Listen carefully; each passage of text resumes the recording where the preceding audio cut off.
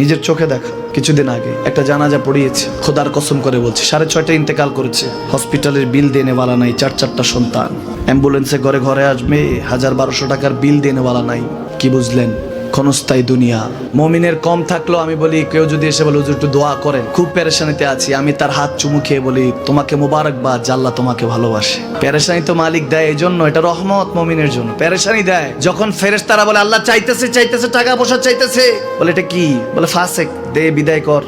তার চাওয়া চেয়ে বিরক্ত লাগে, বিদায় কর, কি লাগে দে। মমিন যখন চাইতে থাকে আল্লাহ আমাকে কিছু লাগবে, যখন একটু করে চায় আমার মাটাকে সুস্থ করে দাও, বাবাটাকে আল্লাহ আমার স্ত্রীকে, আমার আমাকে একটু তৌফিক দাও, চাইতে থাকে মমিন। আল্লাহ বলে যখন ফেরেশতারা দেখে মমিন চাচ্ছে, দেরি করতে পারে না, তাড়াতাড়ি খাজানা নিয়ে দিতে নেবে, আল্লাহ বলে রাখোস না, এত তাড়াহুড়া কিসের?